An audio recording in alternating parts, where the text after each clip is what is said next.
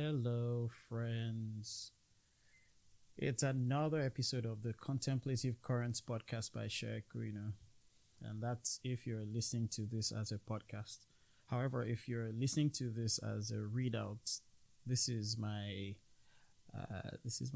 87th episode, or it's my 87th essay. And this one is titled The Elephant and the Blind Men. All perspectives rise and dissolve into the great known or great unknown when we finally see. I enjoyed writing this one. When we finally see. So I don't have any contemplative prompts for this particular essay or this particular episode, but I ask that you pay attention to some of the pointers and transmissions that I lay out in this recording and in this post. There's something beautiful about awareness that's beyond intellectual or mental discourse. There's a subtlety in how we can look at our direct experience that goes beyond the intellectual formations of words and actions. There's something about pointing attention inward. Hence why I like to do some of the contemplative prompts. But I hope that as you listen to this, you may find something beautiful about some of the ideas and the pointers that I lay here in this article. So I'll also attempt to make some commentary about this post as I read this out. So here goes. The Elephant and the Blind Men. All perspectives rise and dissolve into the great known or unknown when we finally see. So the other day, while scrolling through Instagram, I came across a video that stopped me in my tracks. By the way, the video is in the footnote on the essay. So in it, a cyclist, clearly in his 70s, was confronting a teenager who he accused of driving too close to him. Actually, he was 73 years old. I think I remember that from the comments in the video. So the cyclist, visibly agitated, pulled open his door, that's the teenager's door, and blocked him, preventing him from leaving, insisting on holding him down till the cops arrived. It was unsettling to watch. His actions bordered on intimidation, and his anger felt disproportionate. By the time the police arrived, the teenager was released without consequence, while the cyclist was issued a citation for his behavior. It was obvious the kid had nothing to do with this man's frustration, and this could have been one of those situations we would easily write off as totally wrong. And it was wrong, no doubt. But there's a bigger gem to explore in this situation, or at least as I contemplated this. You see, when we pause for a moment and examine this interaction, if you've seen the video at all, we can see how perception weaves itself. What if we could step into the cyclist's world for a second? Is it possible, even in the midst of his poor choices, that his perspective carried a fragment of truth? Now, I'm not making excuses for him, but seeing the multiple perspectives this man had, he may have been right in some way, and in some way of looking at things, right? What do I mean by this? I want you to consider this. The man might have genuinely felt endangered. Is fear a valid emotion? Yes, it is. Could he have behaved or believed his rights as a cyclist were being infringed upon? Absolutely. A man is allowed to believe whatever he wants to believe. These feelings, however real and valid, become the lens through which, or it became the lens through which he saw the situation, a lens that led him to act in ways that were, quite honestly, unwise, even harmful. So here's the crux. Perspectives can be truthful without being the whole truth. Each piece of the puzzle reflects part of reality, but clinging to a single piece blinds us to the larger picture. The cyclist's fear and frustrations were real to him, but they weren't the entire story. The teenager's innocence and the eventual police response revealed dimensions the man could not or would not see. So this incident, it reminds me of the blind man and elephant, a parable that likely stems from the Buddhist text Citta Sutta. In this story, a group of blind men heard that a strange animal called an elephant had been brought to the town, but none of them were aware of its shape and form. Out of curiosity, they said, "We must inspect and know it by touch, of which we are capable." So they sought it out, and when they found it, they groped about it. The first person, whose hand landed on the trunk, said, "This being is like a thick snake." For another, one whose hand reached its ear, it seemed like a kind of fan. As for another person, whose hand was upon its leg, said, "The elephant is a pillar, like a tree trunk." The blind man who placed his hand upon its side said the elephant is a wall. Another, who felt its tail, described it as a rope. The last felt its tusk, stating the elephant is that which is hard, smooth, and like a spear. Soon enough, the blind men realized their perception of this object was totally different. In disagreement, they began to suspect the others of not telling the truth, and eventually this leads to blows being thrown at each other. How often do we do this to each other with our own points of views, negating others while assuming ours is somehow the truth? See how we relate to religion. One person subscribes to one religion, believing the other's religion is wrong, or the non-religious believing that religion is somehow wrong. Oh, and the religious believing that the non-religious is somehow in the wrong. We do this with other frameworks also. We believe that, for instance, communism is wrong, but socialism is right. Or capitalism is the one in the wrong and socialism is the best framework. We think that democracy is the way to go and dictatorship is wrong. Another would argue that democracy has never really truly worked, so it is wrong, and autocracy is the better framework. This elephant parable is the exact paradox of this at the heart of our diverse ideas and perspectives. You see, one truth to consider is that a point of view, in some sense, is valid because it arises from lived experience, shaped by the position from which the observer interacts with the world. The blind man at the trunk isn't lying. He is speaking the truth as it exists within the reach of his hands. His perspective is real, probably not well formed, but real. Partial, yes, but real. It is a mistake of taking the realness of experience and superimposing it on truth that creates so much chaos. The validity of his experience does not negate the truth that others' perspective from their own vantage point. What we see, feel, or believe is always filtered through the lens of our position, our emotions, our conditioning, and our limitations. But it is what we see and feel.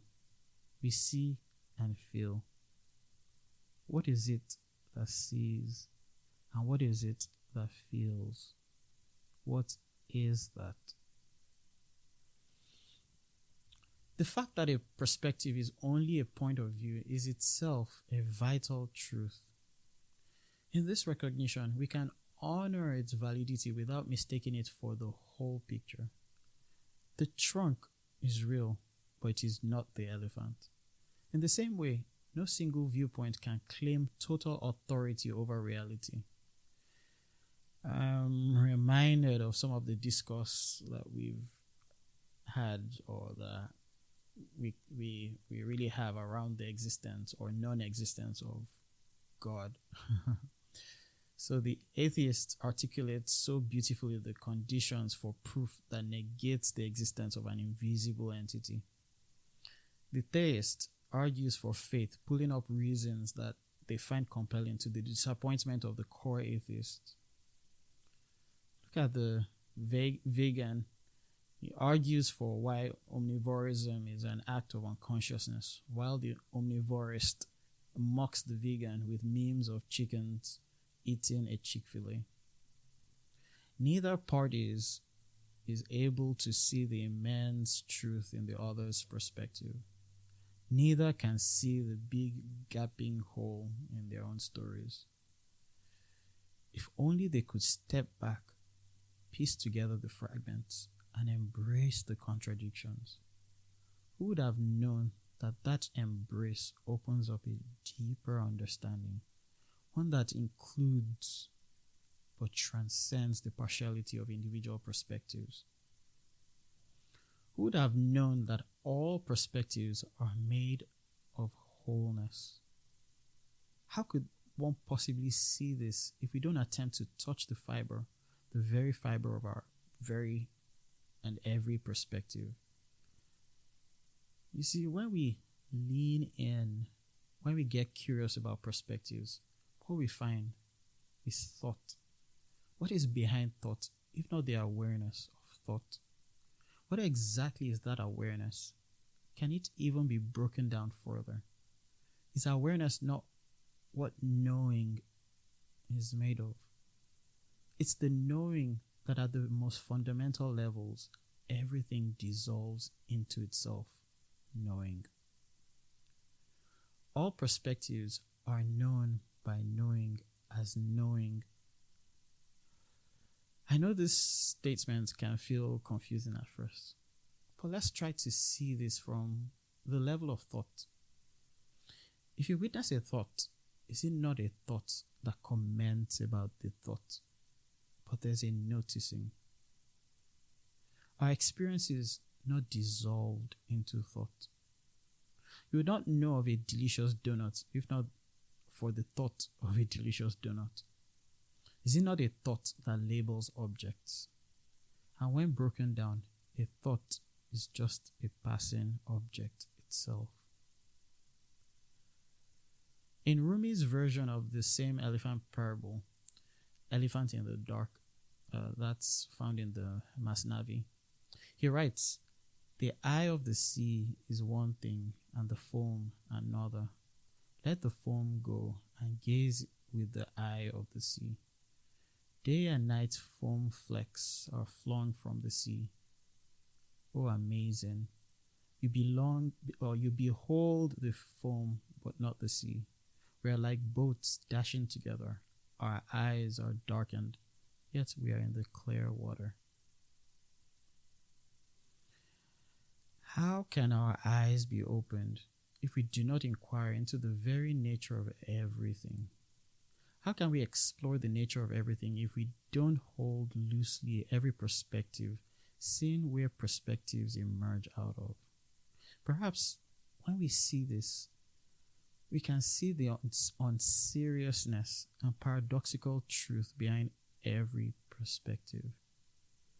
Okay, this is a comment here that's not in the writing. When I talk about unseriousness here, it's I refer to blatant unseriousness. It's kind of my expression here using unseriousness is more like how, we tend to take life so freaking seriously. And I feel like as we age, as we go through life, we see that things that we held on to so seriously are in fact not that serious. So I find that a lot of perspectives, depending on what we're talking about here, at the core of it, aren't serious. Look at a lot of the social issues that we deal with in life generally, right? You see, some of the things that we hold so seriously were things that just stemmed out of nothing. Something that was so unserious we took it seriously, and some of these ideas and thoughts and actions, or well, they devolve into actions. They then become dangerous, or for some, they believe these perspectives to be truth. Okay, where was I? Okay. So I'll read that sentence again. Perhaps when we see this, we can see the unseriousness and paradoxical truth behind every perspective. We can see every perspective arising out of this mystical field of knowing. Oh, this is why Paul, in his letter to the Romans, could say boldly, "For I am convinced that neither death nor life, neither angels nor demons, neither the present nor the future, nor any powers, neither height nor depth, nor anything else in all creation will be able to separate us from the love of God that is in Christ Jesus our Lord." Perhaps our misunderstanding of the implication of this love is rooted in our belief that anything can be separate from God. Perhaps our eyes being open to this understanding may be clear to see that the great knowing, that knows knowing, is itself the infinite. And out of the infinite flows all perspectives, all viewpoints. Out of the infinite dissolves all perspectives and every viewpoint.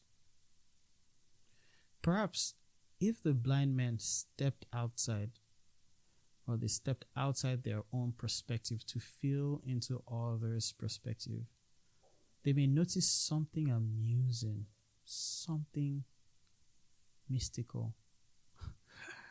Perhaps if their eyes were totally open, they would suddenly see that the elephant is just truly the elephant. Perhaps they will see the elephant for what it truly is. Who would open their eyes? In the experience of the cyclist and the young boy that I cited earlier in the opening of this essay, the cyclist's fear and frustrations were real to him, but they were a shade of reality. The teenager's innocence and the eventual police response revealed dimensions that the man could not or would not see. Now, this is a side note here that's not written in the essay. What happens when we realize that any opinions, any perspective we have are literally just that, opinions and perspectives, and a perspective, the only truth to a perspective is just that it's a perspective, right? Knowing that every perspective, every opinion actually does change. But more importantly, where do thoughts, ideas, opinions, perspectives, where do they really come out of? When we observe, we see that these things come out of thoughts. And like I think my last article, or the one before that, talked about how there's nothing personal about our thoughts. At the core of it, they are impersonal, totally impersonal. I hope you enjoyed this read, or it pointed to, it had some valuable pointers for you. And with that, I would end this particular recording. Grace and peace, my friends. Grace and peace.